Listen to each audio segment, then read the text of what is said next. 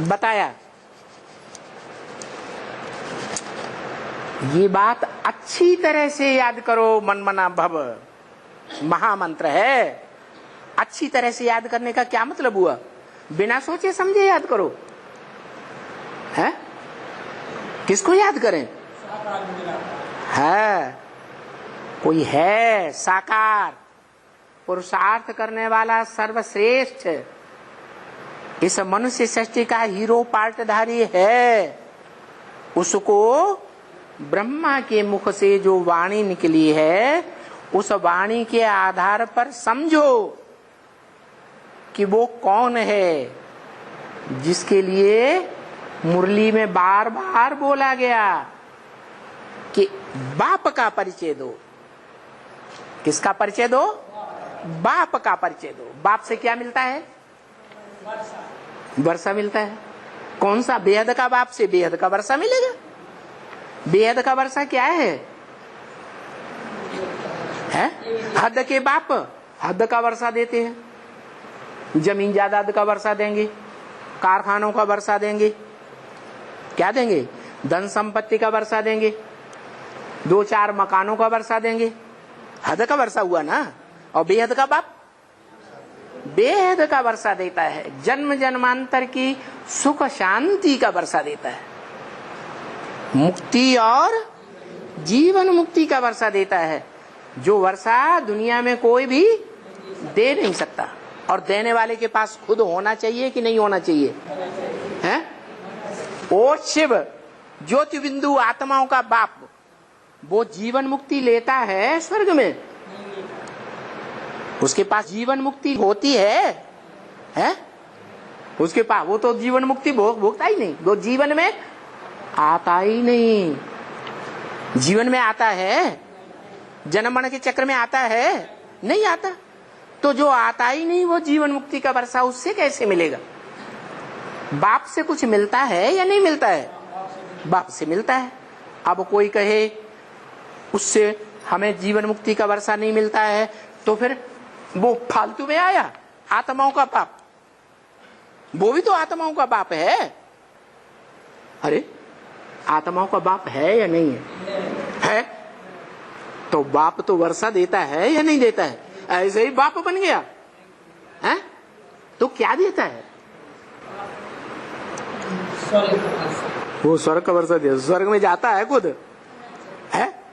जो मकान का वर्षा देगा बाप, वो मकान बनाएगा या नहीं बनाएगा? और मकान में जाएगा या नहीं जाएगा? धनवान बाप होगा तो धन का वर्षा देगा या नहीं देगा? धन कमाएगा कि नहीं कमाएगा? अब वो कैसा बाप? वो ज्ञान धन कमाता है क्या? अरे वो तो सदा ही ज्ञान का भंडार है। उसे कमाने की जरूरत है कि जरूरत नहीं? तो क्या देता है वो? सुख शांति देता है। अरे वो सुख में खुद रहता है जो तुम्हें देगा। अरे जो बाप होता है वो धनवान बाप होगा, खुद के पास धन होगा तो बच्चों को धन देगा ना। खुद के पास कल कारखाने होंगे तो बच्चों को कल कारखानों का वर्षा देगा ना, नहीं देगा? खुद राजा होगा तो बच्चे को राजाई का वर्षा देगा ना, वो राजा बनता है। ज्ञान धन तो जो देता है ज्ञान धन देता है, वो ज्ञान धन तो देता है ना। जो ज्ञान धन देता है वो ज्ञान धन खूटने वाला है या अखूट ज्ञान धन देता है? अखूट ज्ञान धन देता है। लेने वाला ले या न ले, ऐसा अखूट ज्ञान धन देता है जो मुरली में बोला है कि कोई कोई बच्चे तो 82-83 जन्म भी सुख में रहते हैं।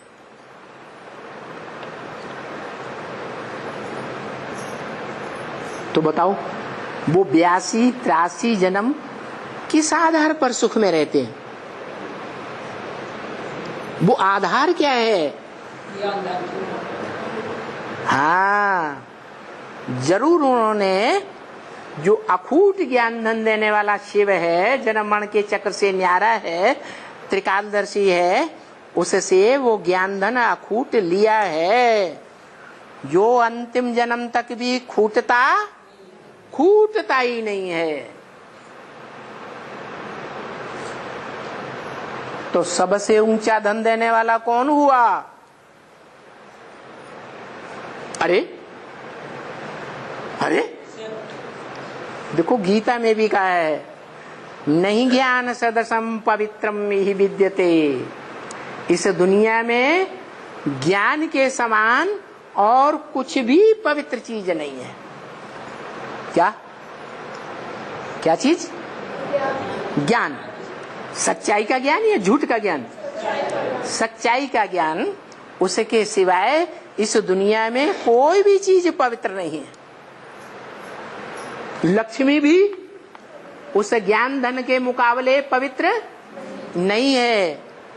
उसको भी वो ज्ञान धन लेना पड़ेगा। क्या? लक्ष्मी धन किससे लेती होगी? किससे लेती होगी?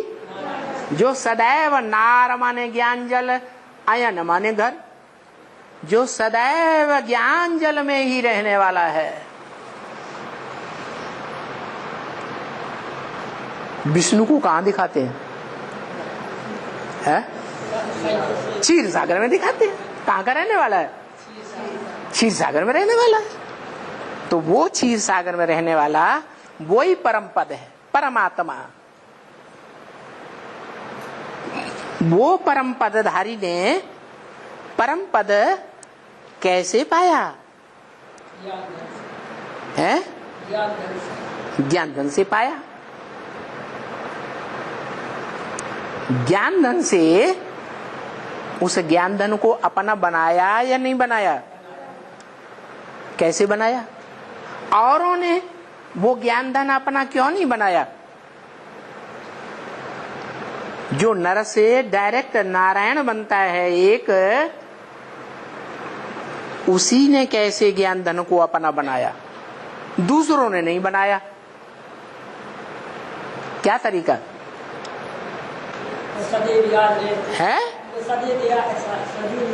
अरे याद तो तब आएगा जब उसको पहचानेंगे। भगवान, याद करने के लिए पहले ज्ञान है, पहचान है, कि बिना ज्ञान पहचान के याद आ जाता है?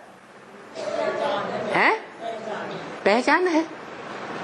याद तो ब्रह्मा कुमार कुमारियां भी करते हैं, लेकिन क्या बाप को पहचाना है? जो नई दुनिया, नई राजधानी स्थापन करने वाला है, जो अव्यक्त वाणी में भी बोला, दिल्ली में बाप राजधानी स्थापन कर रहे हैं, पिछले साल बोला, ब्रह्मा कुमारियां बाबा का मुंह बंद करती हैं, अव्यक्त बाप दादा। अरे बाबा, आप माउंट आबू में बैठे हैं, आप दिल्ली का बखान क्यों कर रहे हैं?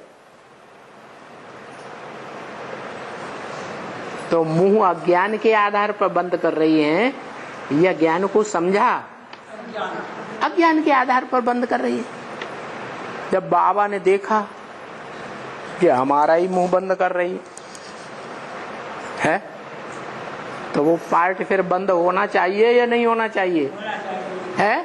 तो पार्ट ही नहीं रहेगा जो तुम मुंह में मुसीका लगाओ।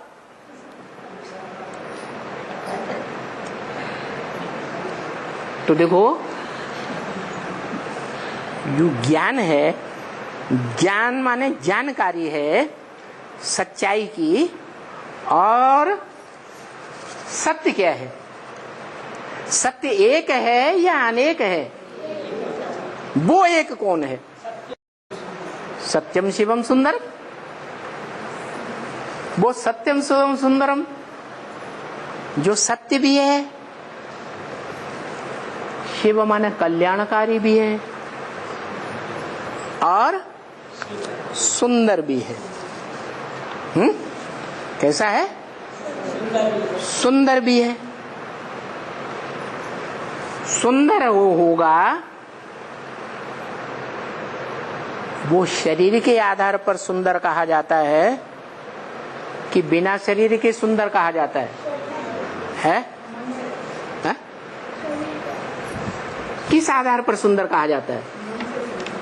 शरीर के आधार नहीं, चेहरा मोरा एकदम भौड़ा हो, टुन टुन की तरह मोटा ताजा हो, काला काला भूत हो, तो सुंदर कहेंगे उसे? हैं? सुंदर तो नहीं कहेंगे। शरीर के आधार पर ही सुंदर कहा जाता है और शरीर के आधार पर ही भौड़ा कहा जाता है। क्या? तो सुंदरम जब शब्द आता है तो कोई शरीरधारी है जो याद के बल पर आत्मा रूपी बीज को इतना पावरफुल, इतना सुंदर बनाता है कि उसका जो सारा शरीर रूपी झाड़ है वो कैसा बन जाता है? सुंदरतम बन जाता है। जो भी धर्म पिताएं आए हैं उनके चेहरे को ध्यान से देखो, वो तो हद के धर्म पिताएं।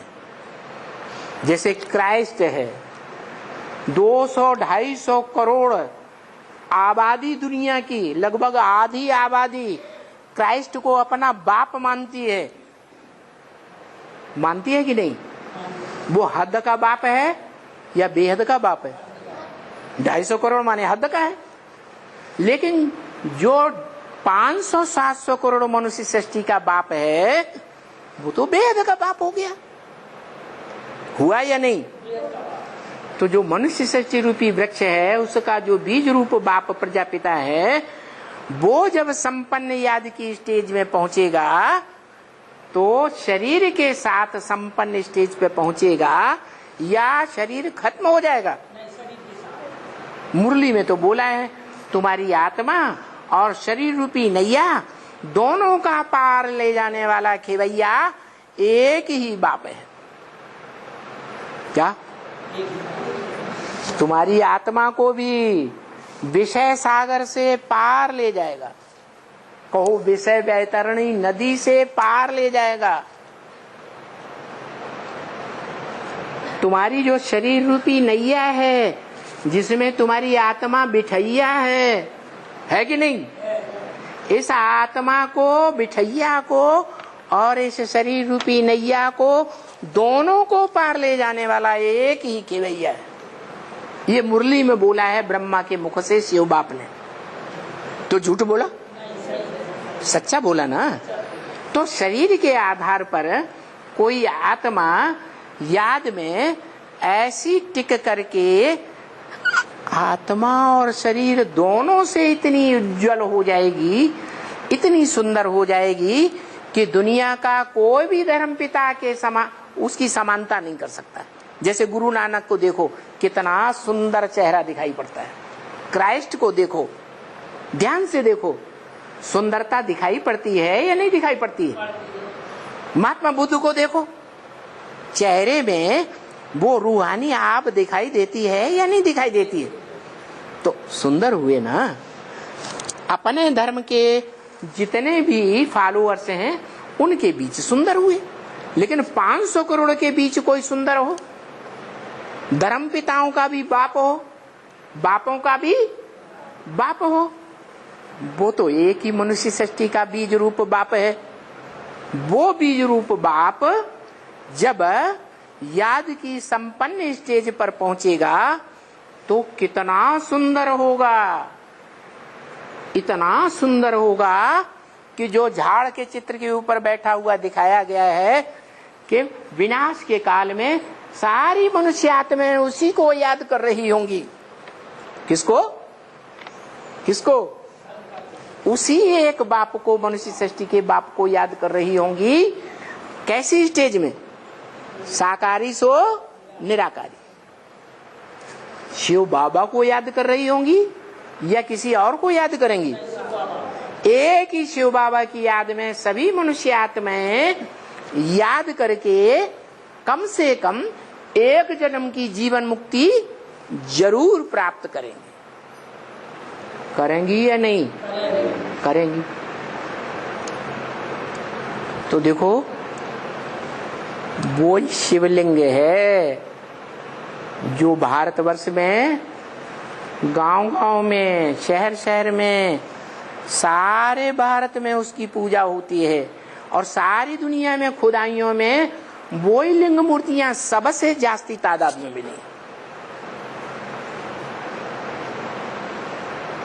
वो मूर्ति भी है, मूर्ति माने मूर्तमान, साकार भी है, बड़ा है ना, और निराकार भी है, माने निराकारी स्टेज में टिका हुआ है। देह की इंद्रियों की स्मृति नहीं है।